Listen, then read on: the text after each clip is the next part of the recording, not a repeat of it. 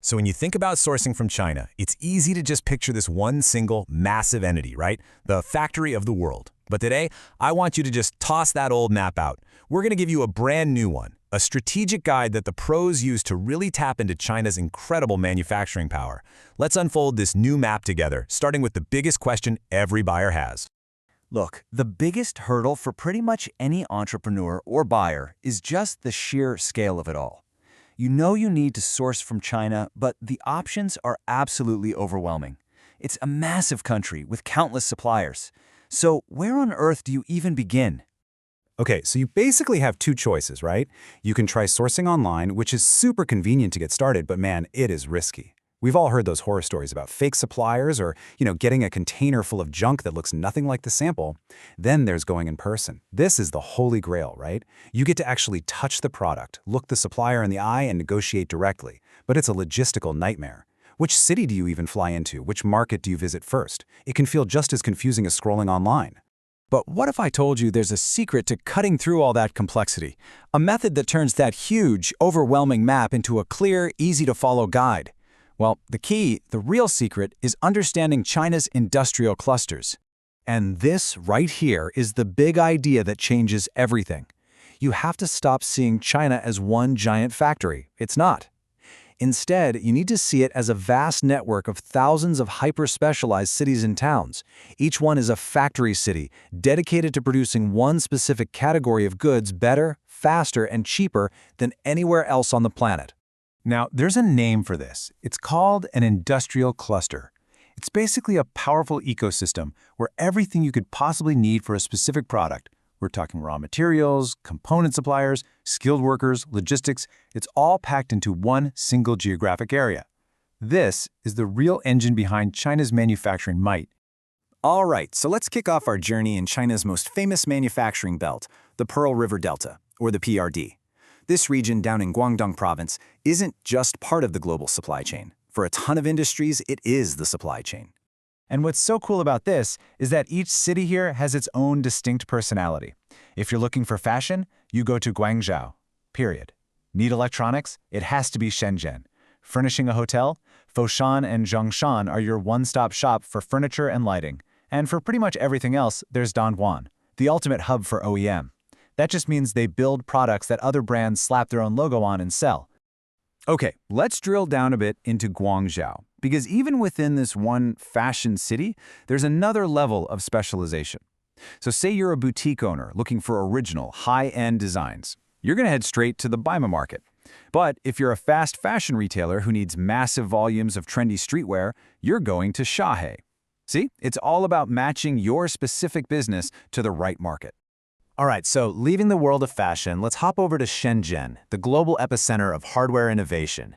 This isn't just a city that makes electronics, it's a city that literally breathes electronics, from the teeniest little components to the most advanced gadgets you can imagine. And this quote really nails it. Shenzhen's speed is a real thing. It's this incredible ability to go from a rough prototype to full-scale mass production at a pace that is just mind-boggling. You can walk into the famous Huaqing Bay market and find parts for a brand new iPhone just days after it's been released worldwide. It's unbelievable. I mean, the scale here is just staggering. Get this. Guzheng, which is just a single town in Zhongshan, produces 70% of all the lighting in China. 70%! And the Shunde district in Foshan, it makes over half of the entire world's air conditioners. That level of concentration creates efficiencies that are just impossible to copy anywhere else. Okay, let's head north now to another major industrial powerhouse, the Yangtze River Delta. This area offers a totally different set of specialties, and it caters to a completely different kind of buyer. And here we find a place that's, well, it's legendary. We're talking about Yiwu. It's not famous for high-tech or heavy industry. No, it's known as the world's supermarket for small goods. This is the global sourcing hub for Amazon sellers and small retail shops. If you need jewelry, toys, stationery, kitchen gadgets, you name it, Yiwu is where you go. So which one's for you? Well, it really just boils down to your product. If you're an e-commerce seller and you need a huge variety of different items with low MOQs, that's the minimum order quantity, the smallest order a factory will take, Yiwu is your paradise. But if you're launching a new sneaker brand, you're going to Quanzhou, which makes a fifth of all the sports shoes in the entire world. The whole supply chain, from the soles to the laces, is right there in one place. And it just keeps going. The map really does just keep unfolding. Need small home appliances like space heaters or fans? You go to 6E in Ningbo. High-quality leather shoes? That's Wenzo's specialty. Even building materials have their own home base. For high-end bathroom fixtures or stone, you go to Xiamen. Seriously, every city has its own superpower.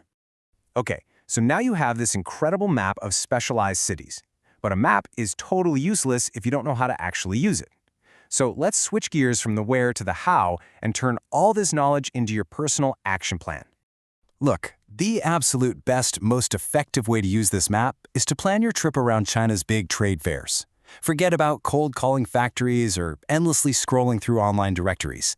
These fairs let you meet hundreds of verified suppliers, inspect their quality firsthand, and negotiate face-to-face, all under one roof. And just to give you a sense of the scale here, a single Canton Fair, which is China's largest, features over 32,000 exhibitors. Think about that. It is the entire manufacturing ecosystem of China, all gathered in one place, just waiting for you. So the main takeaway here is simple. There are basically two big sourcing seasons you need to know about.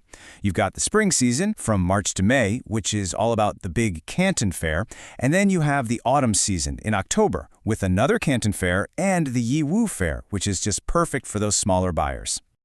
Okay, so once you've found a supplier you like, that's when the real work starts.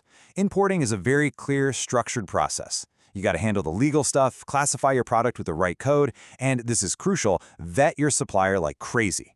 Then you agree on your terms, try to get FOB, which just means the supplier gets the goods to the shipping port, and then you arrange your payment, book your freight, and line up that critical pre-shipment inspection.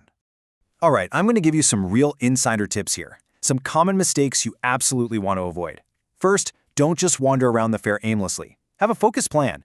Always get quotes from several suppliers to compare. Pay close attention to that MOQ, and whatever you do, never ever skip the pre-shipment inspection. And finally, follow up quickly after the show. That's how you build a real relationship. And finally, this is maybe the single most important piece of practical advice I can give you. You must plan around the Chinese New Year shutdown. It's not just a day off, it's not a week off. The entire country effectively closes down for about a month. For 2027, that means factories start slowing way down in mid-January and won't be back to normal until early March. If you don't get your order on a ship before then, you're looking at a massive, massive delay. So, what's the big takeaway from all this? The real secret to unlocking China's manufacturing power isn't just about figuring out what product you want to make. It's about knowing where to go to make it. It's about understanding that for every single product, there is a city, a cluster, an entire ecosystem that is dedicated to making it the best in the world. So, now you have the map. You have the strategy. That old, confusing landscape is now a clear grid of opportunity. The only question left is, what are you going to go out and discover?